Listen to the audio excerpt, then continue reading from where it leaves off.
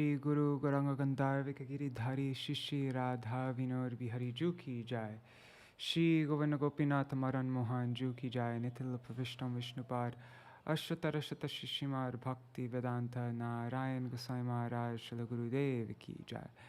निथिल प्रविष्टम विष्णुपाद अश्वतर शत शिष्यमार भक्ति वेदांत वामन गोसाई महाराज की जाय।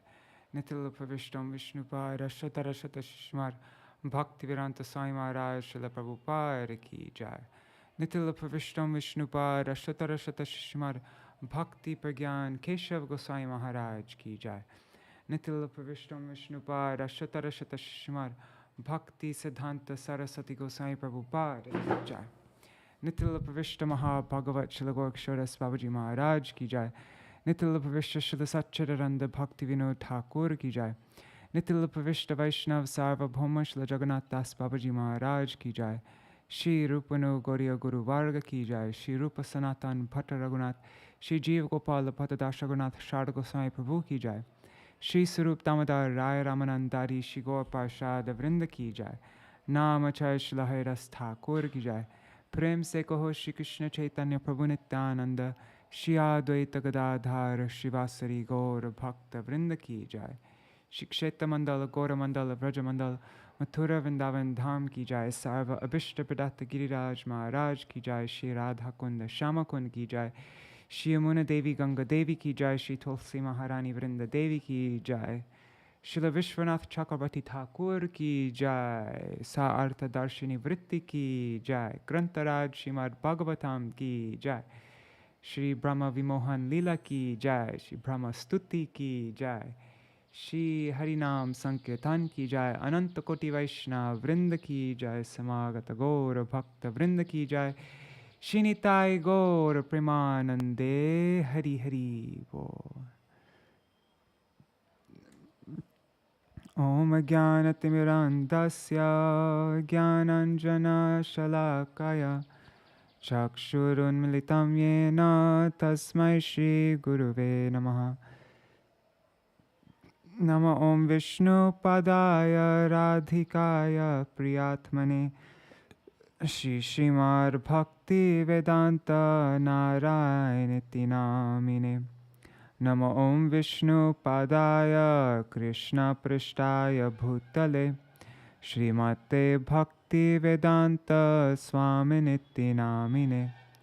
वाञ्छकल्पतरुभ्यश्च कृपा सिन्धुभ्य एव च पतितानां पावनेभ्यो वैष्णवेभ्यो नमो नमः।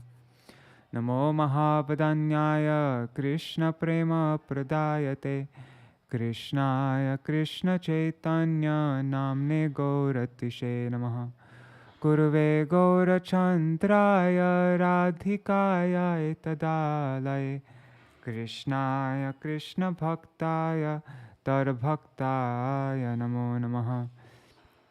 यं प्रव्रजन्तमनुपेतमपेतकृत्यं द्वैपायनो विरहकातर आजुहाव पुत्रेति तन्मयतया तरवोऽभिनेदुस्तं सार्वभूतहृदयं मुनिमानतोऽस्मि। नारायणं नमस्कृत्य नरं चैव नरोत्तमं देवीं सरस्वतीं व्यासं ततो जयमुदीरयेत्। शृण्वतं स्वकथा कृष्ण पुण्यश्रवणकीर्तन हृदन्तस्तो ह्यभद्राणि विधुनोति सुहृत्सतं। नष्टप्रयेष्वद्रेषु नित्यं भागवत सेवया भगवत्युत्तमश्लोके भक्तिर्भवति नैष्टकी। तवैवास्मि न जीवामि त्वया विना इति विज्ञाय राधे त्वां नयमां चरणान्तिकम्। भक्त्या विहीना अपराधलक्षय क्षिप्ताष्टकामादितरङ्गमध्ये कृपामयि त्वां शरणं प्रपन्ना वृन्दे नमस्ते चरणारविन्दम्। भज श्रीकृष्ण चैतन्य प्रभु Nityanand Shri Advaita Gadadhar Shrivasadi Gaur Bhakta Vrinda. Hare Krishna, Krishna Krishna, Hare Hare, Hare Rama, Rama Rama, Hare Hare.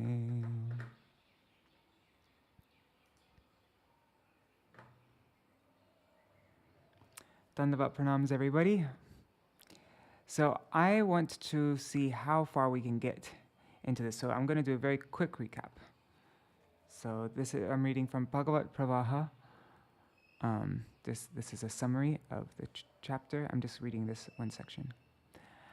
After having stolen the gopas and the calves, Brahma returned within a moment, which is 1 year according to human calculations. To his surprise, he saw all the gopas and calves as just before. He was totally perplexed. Krishna took compassion on Brahma and lifted the curtain of Maya. As Brahma looked on, all the boys and calves got transformed into 4-armed Vishnu forms. Many Brahmas, Shivas, demigods, sages, moving and non-moving living entities were all worshipping these Vishnu forms. Brahma was wonderstruck and practically fell unconscious. Krishna then withdrew the spectacular vision of his grandeur. Brahma could then see Krishna as a small Gopal looking for his friends and calves, just as 1 year before. Immediately, Brahma fell at Krishna's lotus feet and practically washed them with the tears from all 4 pairs of his eyes. With his voice faltering and limbs trembling, he offered heartfelt prayers and said in self-reproach, "My dear Lord, just see my uncivilized impudence. I tried to test you. What am I compared to you? I am like a small spark in the presence of a great fire. I am a small creature enclosed in a pot-like universe. Unlimited universes come through your bodily pores, come from Mahavishnu's bodily pores, as dust particles pass through a window screen. Simultaneously, the entire universe lies within you. Thus, I am also inside you. Does a mother take offense when the child within her womb kicks her with his legs? I am like your son, and you are like my mother. I have taken birth from the lotus coming out of Garbhodaksha Vishnu's navel, your navel. Considering me your servant and child, worthy of your compassion, kindly forgive my offense."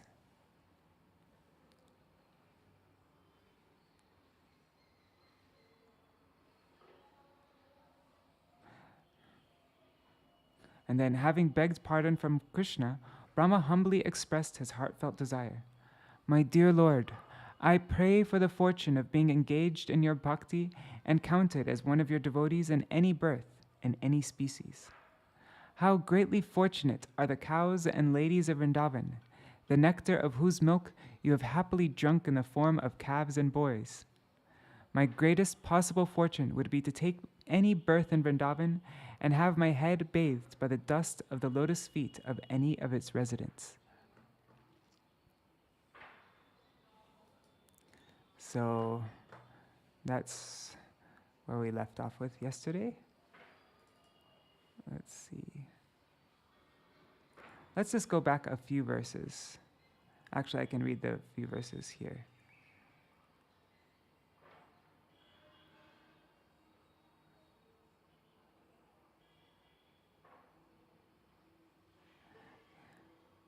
Okay.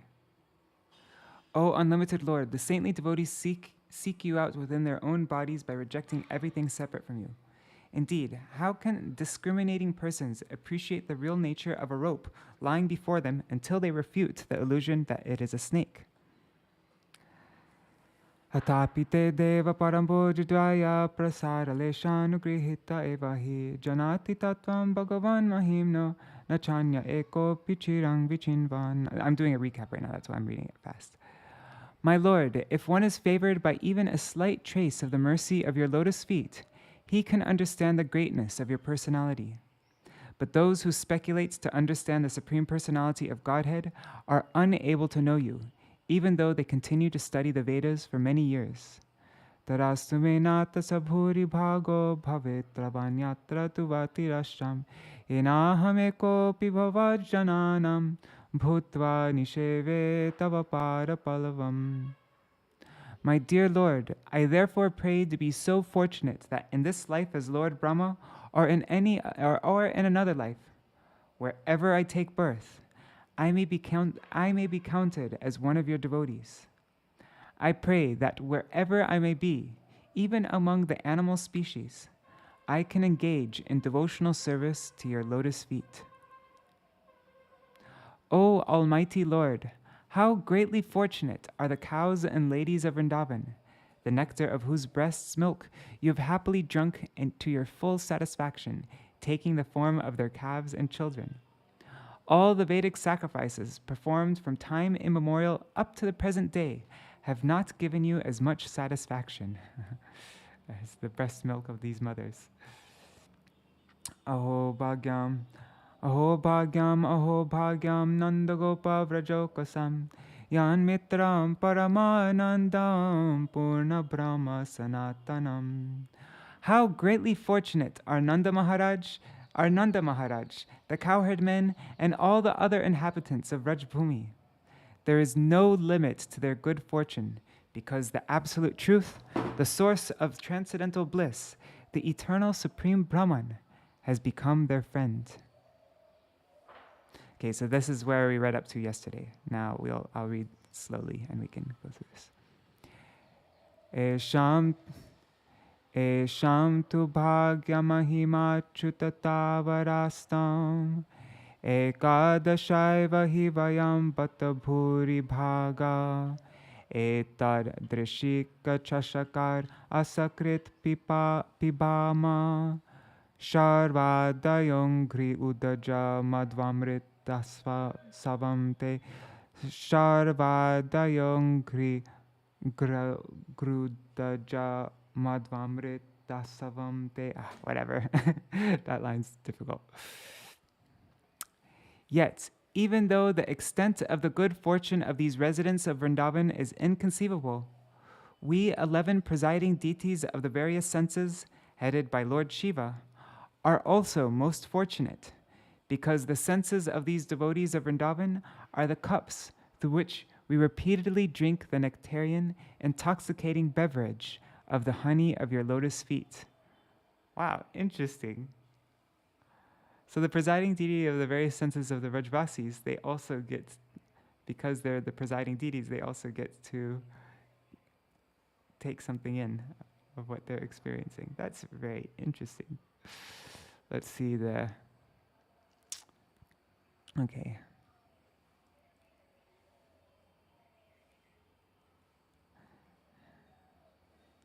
Commentary, the Sārārtha-darśinī commentary of Śrīla Viśvanātha Cakravartī Ṭhākura.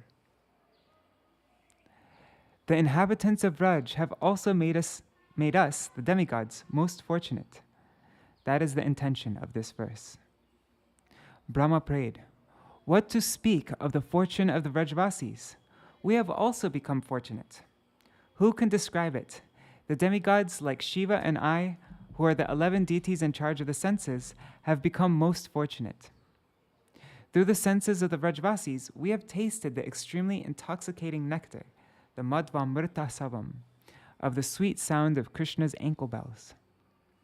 In this way, Brahma expresses his determination to see, hear, touch, taste, smell, sing about, and massage the Lord. Besides the 10 senses, there is mind, intelligence, false ego, consciousness, and their presiding deities. Of these 14, the genital and anus are rejected as lowly. Vasudev, Krishna, is the presiding Lord of consciousness. Excluding these 3 leaves the 11 senses and their presiding deities. Okay. Therefore, Brahma prays, "We, the 11 presiding deities of the senses, are experiencing Krishna's sweetness through the 11 senses of the inhabitants of Vraj." Something else should be considered here. The sun, moon, demigods, men, animals, and all the other entities of the spiritual world are Sat-Chid Ananda, eternal, full of bliss and knowledge. The material sun, moon, and demigods are all expansions of the spiritual prototypes. The demigods of the material realm are specifically empowered and agents of the demigods of the spiritual world. Demigods of the spiritual world, that's what you say. The material senses cannot act independently. Only by the sanction and power of the demigods can the material senses experience material objects. But Sri Krishna's eternal associates independently experience the Lord's form and sounds by their own spiritual senses, without any influence of the mundane demigods. In his enthusiasm, however, Brahma identified his power to control material intelligence with the senses of the inhabitants of Braj. So actually, Brahma wasn't totally right there. He wasn't able to. That's interesting. So all these 11 presiding deities of the senses, they aren't the 11 presiding deities of the Vrajvasi senses, but Brahma was what? But in his enthusiasm, Brahma said that. Furthermore, the material senses enjoy the objects of the mundane world, but the presiding deities who facilitates this pleasure do not enjoy. However, without the presence of Brahma and the other presiding deities in the intelligence, mind, eyes, and nose, the senses of even those fixed in Krishna consciousness could not experience the sense objects of form or smell. This is the opinion of those who know the soul. Because of their eagerness to taste the sweetness of Krishna, Brahma and others were able to experience bliss despite two faults. So one of the faults is, though Brahma and the other presiding deities of the senses are mere instigators, karta of action of the senses, they took on the role of being enjoyers, bhokta. Okay, so that's one. Although they are the demigods of the material senses, they took on the role of being demigods of the spiritual senses. And that's two. These are the contrary actions seen in Krishna Prem. In Padyavali, it says that one reaches perfection by lying and criticizing. Cool. Factually, I'm good at that. Factually, the senses of Krishna's eternal associates are spiritual like the Lord. So how could material demigods enter their spiritual senses?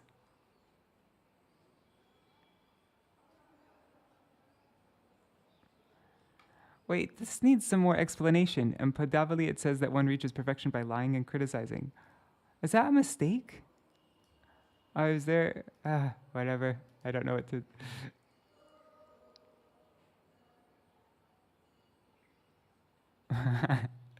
Anyways, okay. There is another meaning of the verse. Sometimes a devotee will praise his own fortune out of greediness to taste Krishna's sweetness. The good fortune of the inhabitants of Braj is incomparable, but we 10 demigods, us Dikpalas, are very fortunate. Why? Then touching his finger to his senses, Brahma continued, "Hey Krishna, with our senses, we also experience your beauty and sweetness as you leave Braj to herd the calves."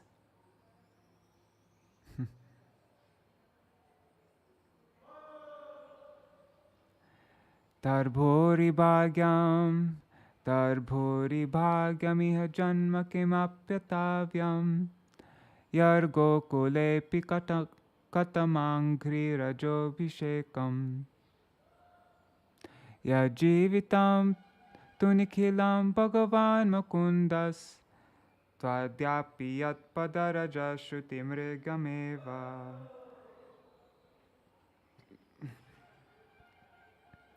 My greatest possible good fortune would be to take any birth My greatest possible good fortune would be to take any birth, whatever?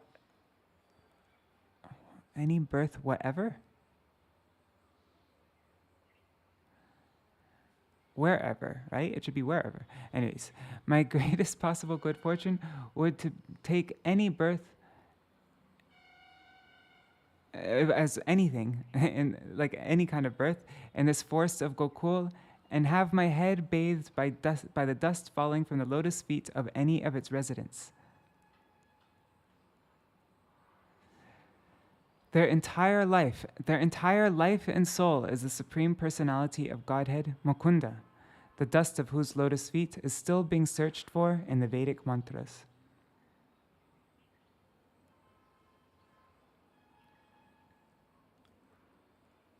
Commentary. I have given up my control of the universe and the quest for future liberation. But now, how can I get the dust of the feet of the inhabitants of Vraj? Thinking thus, Brahma speaks with certainty. Esham Gosha Nivasinam Uta Bhavan Kim Devarate Tinash Cheto Vishwafalat Phalang Tavaraparang Kutrapyayan Muhyati Sarveshad Iva Putanapi Sakula Tvameva Devapita Yadharmartha Suhrit Priyatmatanaya Pranashayasta Tvatkrite. Oh, I think this might be the same meter as Shrad Goswami Ashtakam. Esham Goshani Vasinam Utabhavan. Anyways, yeah. Anyway, too late. Already. Translation. My mind becomes bewildered just trying to think of what reward other than you could be found anywhere. You are the embodiment of all benedictions which you bestow upon these residents of the cowherd community of Vrindavan. You have already arranged to give yourself to Putana and her family members in exchange for her disguising herself as a devotee. So what is left for you to give these devotees of Vrindavan, whose homes, wealth, friends, dear relations, bodies, children, and very lives and hearts are all dedicated only to you? That's a really beautiful verse. Even Brahma is saying Krishna can't repay his debt to the Vrajvasis. Commentary. Here Brahma may ask, O Lord, perhaps you do not want to clearly say if I may attain the dust of the feet of the inhabitants of Vraj or not. Well then, please answer one other question that is on my mind. What reward will you give the residents of Vraj? Krishna replied, Brahma, though you know all the truths of the Vedas, can't you understand the answer? Brahma said, our minds are bewildered about this. By using the plural form of nas, or our, Brahma means not only my heart, but also the hearts of Shiva, the four Kumaras, Narad, and all the wise philosophers are bewildered. Krishna. Exactly what is the state of your minds? Brahma. Although with great intelligence we searched in all times and places, our minds have become bewildered, trying to think of what type of reward you could give them. There is no reward superior to you, and you have already given yourself eternally to the Vrajvasis as their son and other intimate loving relationships. If something better than you existed, then you would have given it to the people of Vraj. However, no such thing exists. That is why our minds are now bewildered. Krishna. O Brahma, you are really ignorant of the truth. Knowing that the Vrajvasis would manifest such astonishing spontaneous love for me, I have in advance given myself to them as their son, friend, or lover, and they are satisfied with this. Others may be grateful for gifts that have already been given, but I am grateful for gifts that will be given in the future, and I reciprocate with these gifts even before they are given. Brahma. That is true, my lord. You are certainly doing what is proper. But though Putana was sinful, just by imitating a devotee, she and all her family attained you personally. But the inhabitants of Vraj, who, out of great affection, gave up all attachments such as house, wealth, friends, pleasurable objects, body, and minds for you, also attained you. First you gave yourself to the degraded sinner Putana, and then you gave yourself to the Vrajvasis, who are the exalted crest jewels of all saintly persons. Since you have already given yourself to Putana, you cannot rightly give yourself again as a gift to someone else. In essence, this is highly improper. Therefore, you are now in debt to the residents of Vraj. Brahma communicated this message by the movements of his nose, eyes, eyebrows, and neck. Verse 36. Tavar raga dayastena stavar kara griham griham tavan moham grini gardo yavat Krishna nate jana. My dear Lord Krishna, until people become your devotees, the material attachments and desires remain thieves, their homes remain prisons, and their affectionate feelings for their family members remain foot shackles.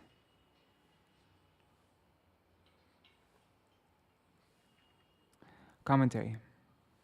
Here Lord Krishna may protest. The sannyasis will object that the inhabitants of Vraj, who are all householders, have fallen into a network of material life, bound by attachment to wife, children, and a host of other persons and things.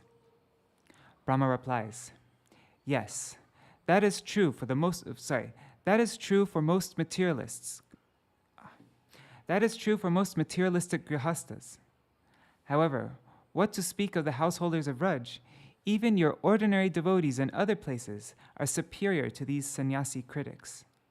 Attachment, hatred, and other material emotions are great thieves because they steal the great treasure of pure bliss from the soul.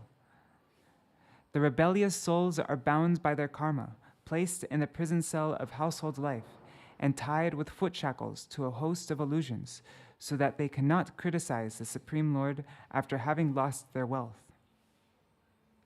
O Krishna, as long as people do not get the mercy of your devotees and become your followers, they remain in this prison. However, when they become your devotees, they develop attachment for bhakti and aversion to things obstructing bhakti, and then they repose all their love in you.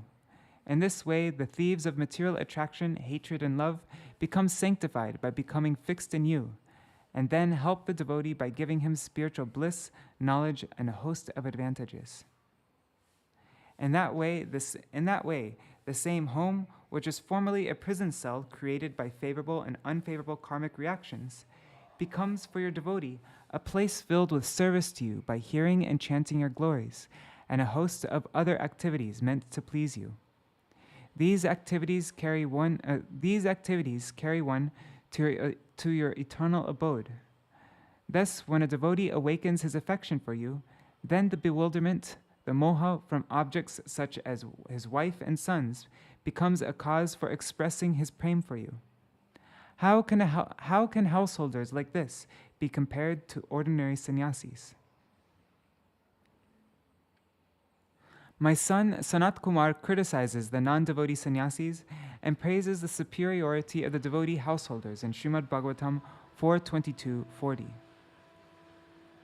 Kricho mahan iha bhavarnam aplaveshan sarvarganakram asukena itir shanti. The ocean of nescience is very difficult to cross because it is infested with many dangerous sharks.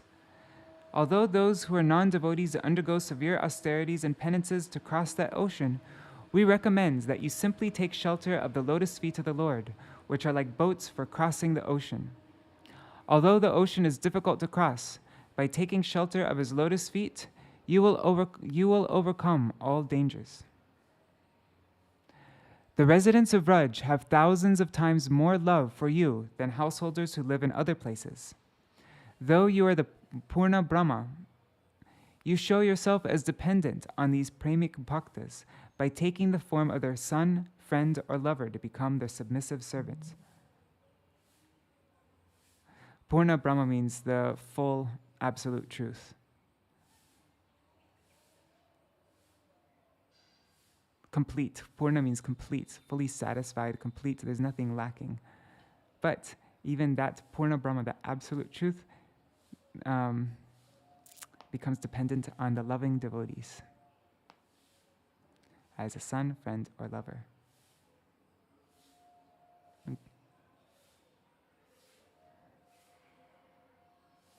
Verse 37. Prapanchanim nishprapanchopi vidambhayasi bhutale prapanna janatananda sandoham pratitum prabhu. My dear Master, although you have nothing to do with material existence, you come to this earth and imitate material life just to expand the varieties of ecstatic enjoyment for your surrendered devotees.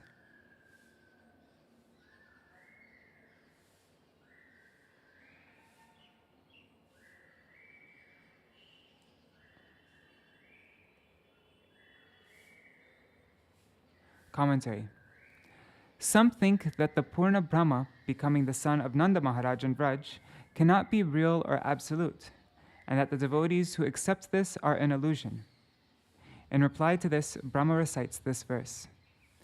Though you are always beyond the influence of material nature, you are ever situated within the material world. You assume forms and relationships similar to those found in the material world, but your relationships are not false and temporary like those of material fathers and sons. Your forms and relationships are completely transcendental and eternally existing. Though your pastimes are eternal and transcendental, they appear similar to material activities. Why do you need to imitate material activities? You appear in the material world to further increase the bliss of your devotees, that your devotees taste from relishing your pastimes. Just as a lamp does not shine as brightly in sunlight as it does in the shade, or as a diamond does not look as brilliant on a silver platter as it does on a plate of blue glass. Govinda's pastimes do not appear as astonishing in Vaikuntha as they do in the material world. Interesting. Verse 38.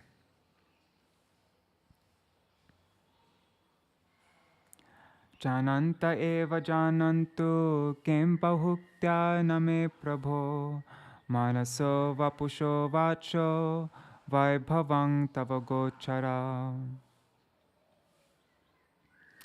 There are people who say, I know everything about Krishna. Let them think that way. As far as I am concerned, I do not wish to speak very much about this matter. O my Lord, let me say this much.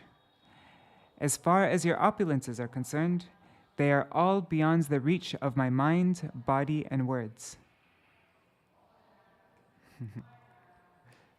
And this is Brahma speaking, who is the most intelligent living being in this entire universe, by far. Like all intelligence that are in this, that's all. He's the one who created our intelligence. So it's ridiculous if someone says, "Yeah, I know about Krishna." Yeah, let them think of that. Let them think that way. Okay, verse 38.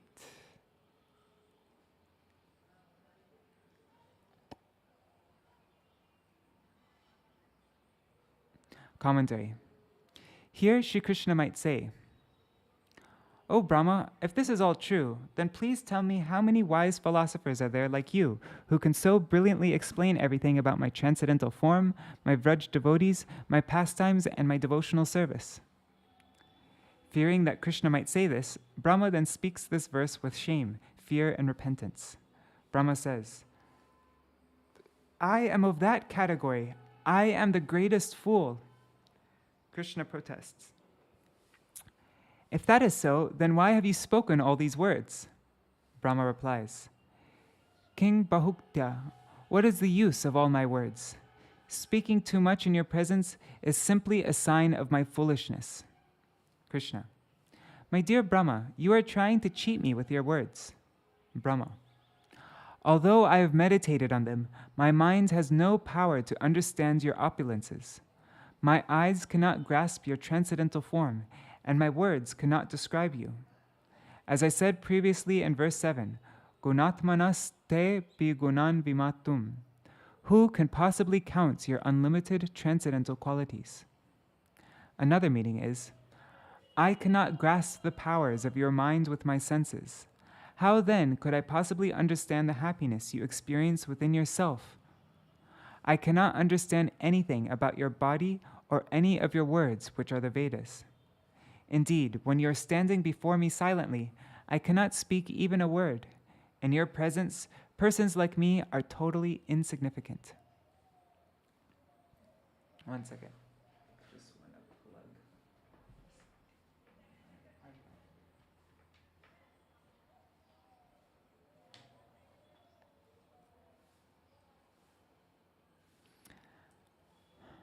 Okay, verse 39.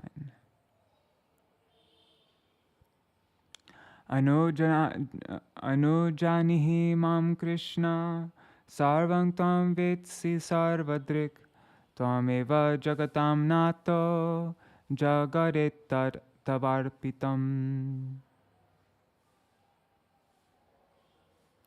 My dear Krishna, I now humbly request permission to leave. Actually, you are the knower and seer of all things. Indeed, you are the Lord of all the universes, and yet I offer this one universe unto you.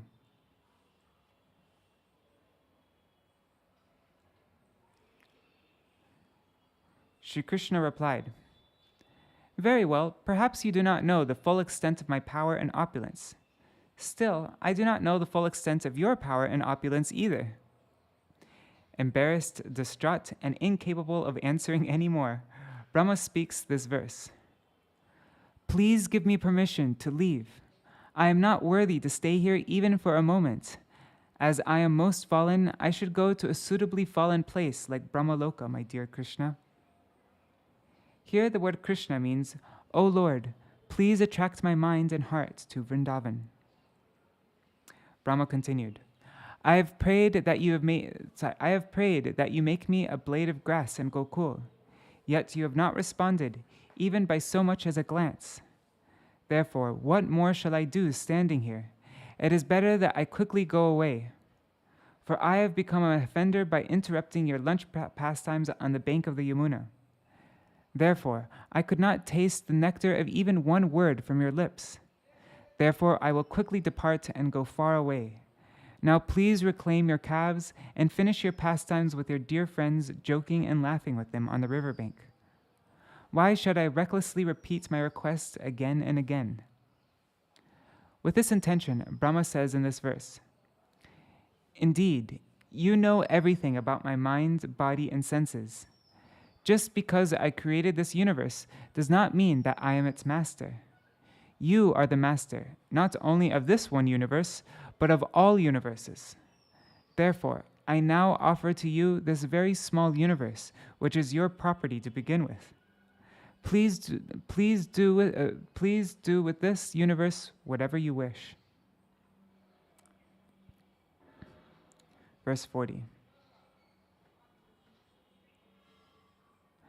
Shri Krishna Vrishnikula Pushkara Joshadayin Kshma Nirjara Dvijapashu Dadi Vriddhikarin Uddharmas Sharvarahara Kshitirakshasa Dhrug Akalpamarkamar Akalpamarkam Arhan Bhagavan Namaste.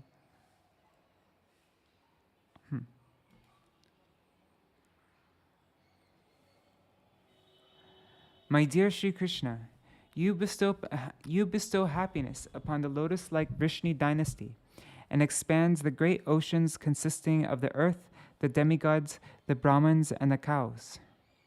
You dispel the dense darkness of irreligion and oppose the demons who have appeared on this earth. O Supreme Personality of Godhead, as long as this universe exists and as long as the sun shines, I will offer my obeisances unto you.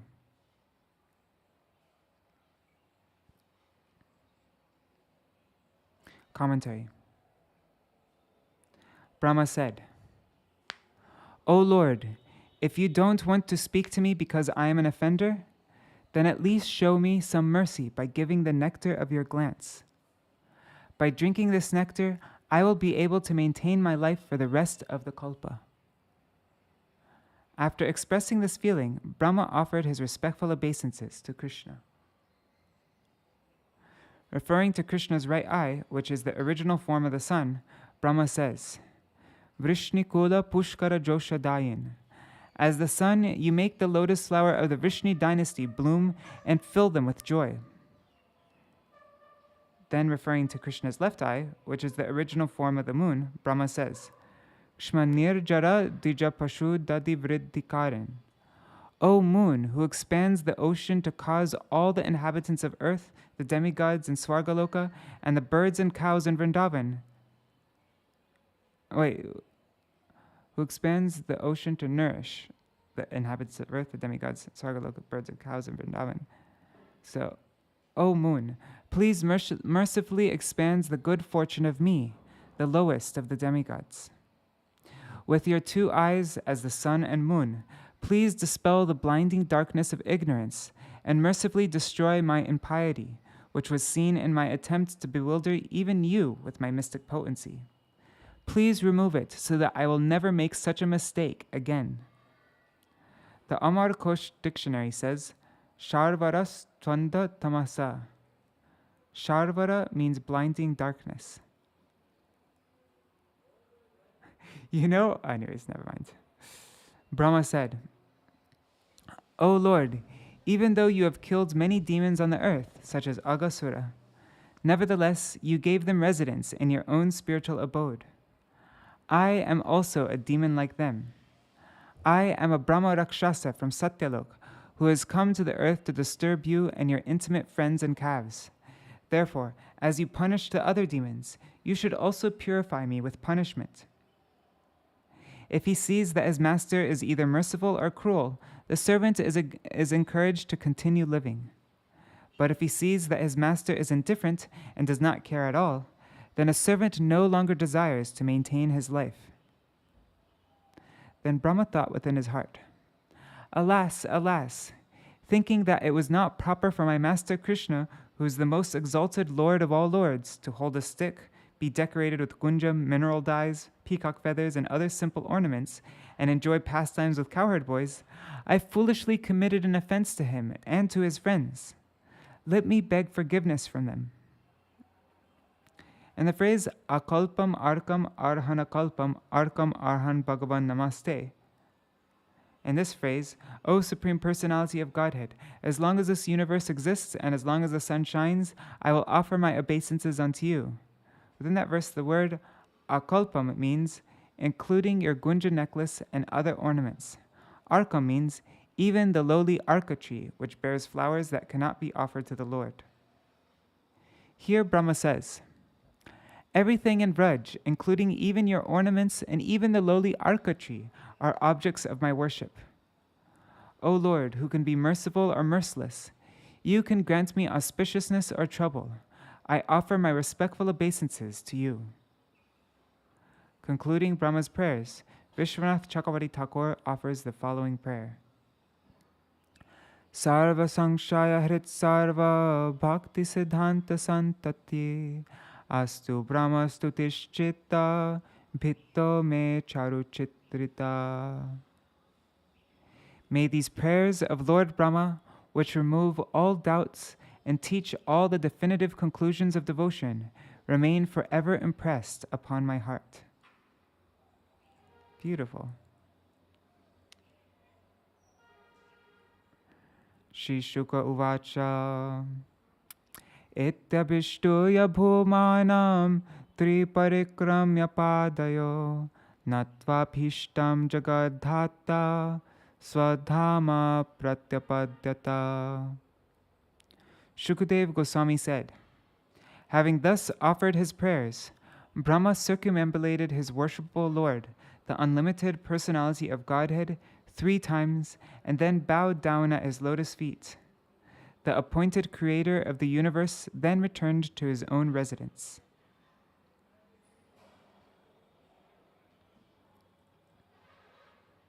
Commentary. What was Brahma's desire, his abhishtam? Actually, he desired to attain Krishna in Vrindavan. Krishna, however, sent Brahma back to his own home in Brahmaloka, which is very dear to him. Brahma is the creator of the universe, and if he suddenly abandons his post, the universe would not function properly.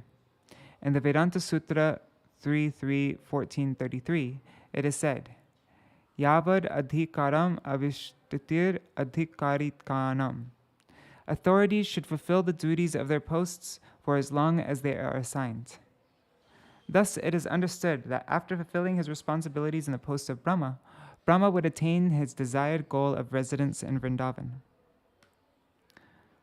42. Tato nugyapa bhagavan svabhuvam prag avastitan vatsan pulinam aninye yatha purvam sakang swakam.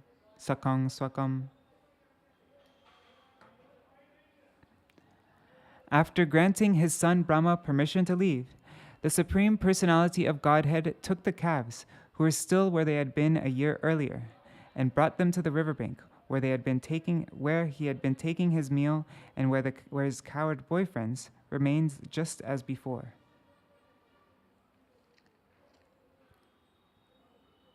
Commentary. By remaining silent, Krishna gave Brahma permission to leave. It is said, Monam sammati lakshanam. Silence means consent. Brahma had asked permission to go in verse 39. Anujanihi mam Krishna. Krishna remained silent through the entirety of Brahma's prayers. Seeing the Lord's silence, Brahma took that as his permission to depart. Krishna could not break his silence because he was playing exactly like an innocent young cowherd boy, the son of the king of Braj, in the pastime of bewildering Brahma. Thus Krishna's silence here was deliberate. Krishna's searching for the calves and boys was like an actor's assuming a certain role from the beginning to end of a play. In Śrīmad-Bhāgavatam 10.14.34, it is said, Tato vatsan adrishtvaitya puline picha vatsapan ubhav api vane Krishno vichikaya samantata. Thereafter, when Krishna was unable to find the calves, he returned to the bank of the river. But there he was also unable to see the cowherd boys. Thus he began to search for both the calves and the boys, as if he could not understand what had happened. Brahma began his prayers in verse 1 with the word nomidya. Nomidyate bravapuse tararambaraya. While the four-headed Brahma was offering his prayers, Krishna maintained his role as a young cowherd boy and thus remained silent. Krishna's silence indicates the following thoughts. Where did this four-headed Brahma come from? What is he doing? What are these words he keeps on speaking? I am busy looking for my calves. I am just a cowherd boy and don't understand all this. In this way, by remaining silent throughout Brahma's prayers, Krishna concluded his dramatic performance. Thus, in the presence of his servant Brahma, Krishna pretended to be ignorant of his own powers and opulences. Krishna did this like an actor playing a part on the stage. The Śrīmad-Bhāgavatam 10.13.61 says. So the previous chapter says, Tatro dvahat pashupavangsha shitutva natyam Brahmadvayam paramanantam agada bodham vatsan saking iva pura parito vichinvar ekam sapani kavalam parameshta chashta. Then Lord Brahma saw the absolute truth, who is one without a second, who possesses full knowledge and who is unlimited, assuming the role, the role like an actor, natyam, of a child in a family. He assumed the role of a child in a family of cowherdmen, and standing all alone, just as before, with a morsel of food in his hand, searching everywhere for the calves and his cowherd friends. It's verse 61 from the last chapter, one of the last verses of the previous chapter. However, being overwhelmed by the Mahaprem, the great sweetness of love of Yashoda and other Vrajvasis and Vatsalya Ras and the other rasas, Krishna sees that his own knowledge of his powers and opulences becomes covered. This ignorance is not a pretense, it is real. Therefore, it is not described as natyam, play acting. Krishna brought the calves who were absorbed in eating grass back to the same place on the bank of the river, where the cowherd boys were sitting in exactly the same positions, taking lunch. In that place were the original cowherd boys, Ṭhākura Sakam, who were different from the cowherd boy expansions who performed pastimes for 1 year with Krishna. Verse 43. How many verses are in this chapter? Anyways, I think we still have another 10 minutes. Ekasmin apiyatebde pranesham chantaratmana Krishna maya hatarajan kshanardam me nirebhika. O king, although the boys had passed an entire year apart from the Lord of their very lives, they had been covered by Lord Krishna's illusory potency, and thus considered that year merely half a moment.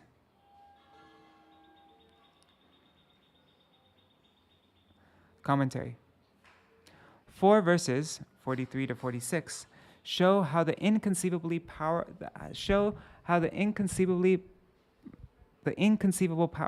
Sorry, guys, I don't know what's wrong with me. 4 verses show how the inconceivable power of Yogamaya allowed the cowherd boys to be unaware of the passage of 1 year, and thus conclude their lunch pastimes with Krishna, who arrived with a morsel of food in his hand as previously. Without Krishna, 1 year became like a moment as they were covered by Yogamaya. Usually, in meeting Krishna, a long time seems very short, but in this case, separation from Krishna seemed very short due to the influence of Yogamaya. Verse 44. Kim kim na vismarantiha maya mohita chetasa yan mohitam jagat sarvam abhikshnam vismritatmakam. What indeed is not forgotten by those whose minds are bewildered by the Lord's illusory potency? By that power of Maya, this entire universe remains in perpetual bewilderment, and this atmosphere of forgetfulness, in this atmosphere of forgetfulness, no one can understand his own identity.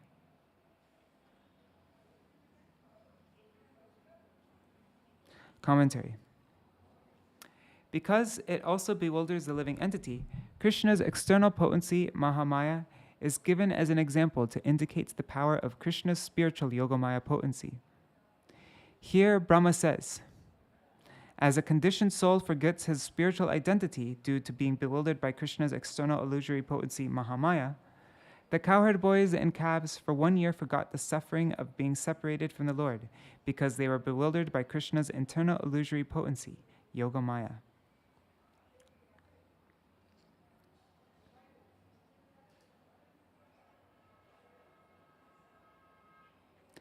Uchushta suhrida Krishnam swagatam te tiram hasa naikopya bhojikavala ehita sadhu bhojyatam.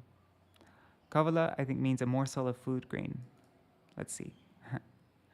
The cowherd boyfriend said to Lord Krishna, You have returned so quickly. We have not eaten even one morsel in your absence. Please come here and take your meal without distraction.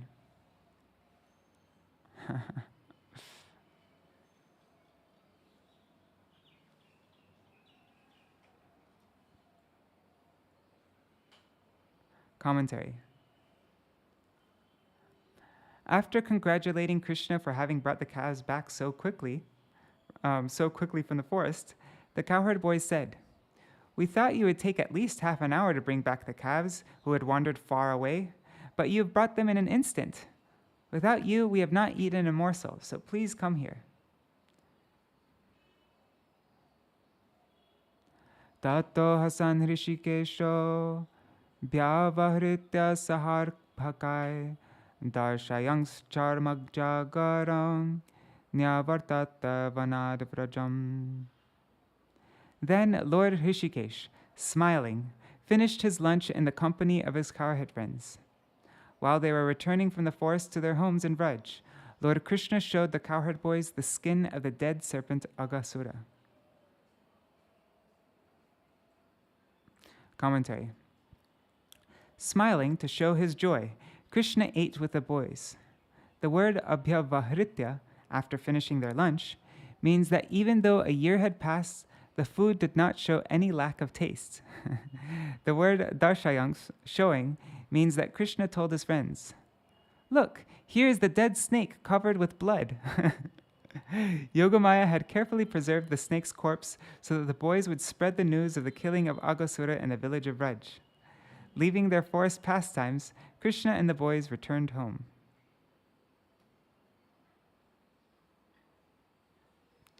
Parha prasuna vanadhatu vichitritanga Prodhama venu dala shringara votsavadhya Vatsangrinan anuga gita pavitra kirtir Gopi drigutsavadrishi pravivesha goshtam.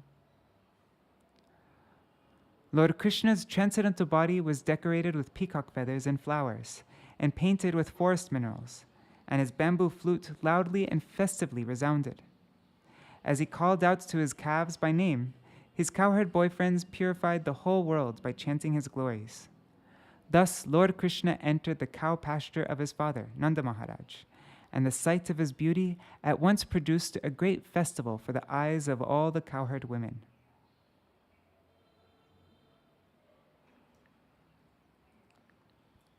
Commentary. Krishna affectionately called each of the calves by name. Beholding Krishna created a feast for the eyes of the elder cowherd ladies such as Mother Yashoda, who loved Krishna with parental affection, Vatsalya Ras.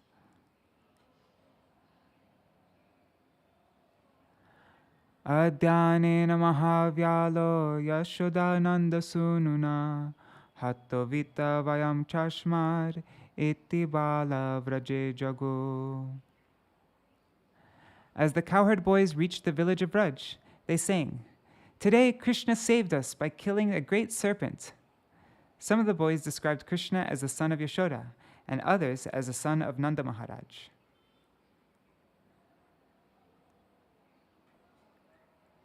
Commentary. The cowherd boys sang, "One snake was killed by this child of Yashoda and Nanda, or by this small boy who gives fame and bliss.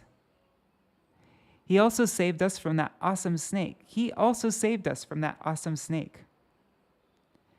Here the word Yashoda Nanda Sununa means he who is the good fortune of Nanda and Yashoda. Because this is a Saka Parthiva Karma Dharaya Samas, its middle word is elided. The words Vayam Avita mean we were protected from a great serpent. Verse 49. Shirajo Vacha Brahmam Parod Bhave Krishne Iyan Prema Katam Bhavet Yo Bhuta Purvastokeshu Swar Bhavesh Vapit Katyatam. King Parikshit said, "O Brahman, how could the cowherd women have developed... King Parikshit said, "O Brahman, how could the cowherd women have developed for Krishna, someone else's son, such unprecedented pure love they never felt even for their own children? Please explain this." Okay, this is verse 50. Let's see, how many verses are there? Okay, maybe this is a good place to stop. Let's see, have I been reading for an hour already?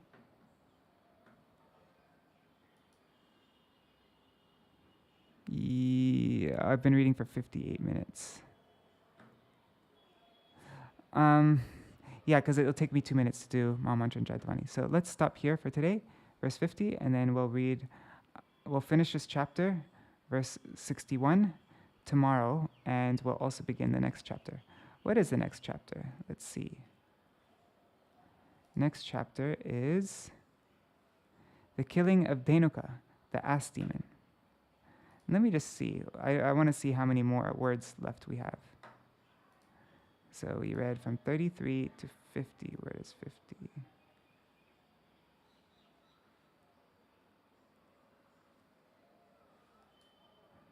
All right. So this is all done. So we have 2,246 more words in this chapter left. And then we have 5,000. That's too bad. If we would have finished this chapter, then we could have read the full chapter 15 tomorrow. Anyways, what to do? Jai Shishi Guru Garanga Gandhar Vikagiri Dhari Shri Shri Radha Vinod Bihari Ju Ki Jai. Shri Govinda Gopinath Madan Mohan Ju Ki Jai. Nitil Pravishtam Vishnupad Ashata Rashata Shishmar Bhakti Vedanta Narayan Goswami Maharaj. I didn't do my mantra. Hare Krishna, Krishna Krishna, Hare Hare, Hare Rama, Rama Rama, Hare Hare. Nitai Gaur Hari Bol, Hari Bol, Hari Bol, Hari Bol. Nitai Gaur Hari Bol, Hari Bol, Hari Bol, Hari Bol. Jai Shri Guru Gauranga Gandhar Vikagiri Dhari Shri Radha Vinod Bihari Ju Ki Jai. Shri Govinda Gopinath Madan Mohan Ju Ki Jai. Nitil Pravishtam Vishnupad Ashata Rashata Shishmar Bhakti Vedanta Narayan Goswami Maharaj Shri Guru Dev Ki Jai. Nitil Pravishtam Vishnupad Ashata Rashata Shishmar Bhakti Vedanta Vaman Goswami Maharaj Ki Jai. Nitil Pravishtam Vishnupad Shri Bhakti Vedanta Swami Maharaj Shri Prabhupada Ki Jai. Nitil Pravishtam Vishnupad Ashata Rashata Shishmar Bhakti Pragyan Keshav Goswami Maharaj Ki Jai. Nitil Pravishtam Vishnupad Ashata Rashata Shishmar Bhakti Siddhanta Saraswati Goswami Prabhupada Ki Jai. Nitil Pravishta Maha-Bhagavat Shri Gorksharas Babaji Maharaj Ki Jai. Nitil Pravishta Shri Satchidananda Bhakti Vinod Ṭhākura Ki Jai. Nitil Pravishta Vaishnav Sarvabhauma Shri Jagannath Das Babaji Maharaj Ki Jai. Shri Rupanu Gauriya Guru Varga Ki Jai. Shri Rupa Sanatan Bhatta Raghunath Shri Jeev Gopal Bhattadash Raghunath Shar Goswami Prabhu Ki Jai.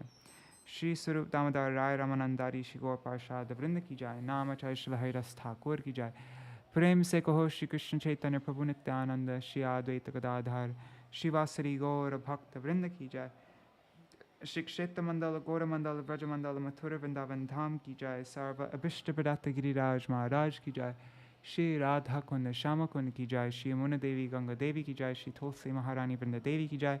Shri Bhakti Devi Ki Jai. Shri Purnamasi Yogamaya Ki Jai. Shri Gopeshwar Mahadev Ki Jai. Shri Harinam Sankirtan Ki Jai. Ananta Koti Vaishnav Vrinda Ki Jai. Samagata Gaura Bhakta Vrinda Ki Jai. Grantaraj Śrīmad-Bhāgavatam Ki Jai. Shri Brahma Vimohan Lila Ki Jai. Shri Brahma Stuti Ki Jai.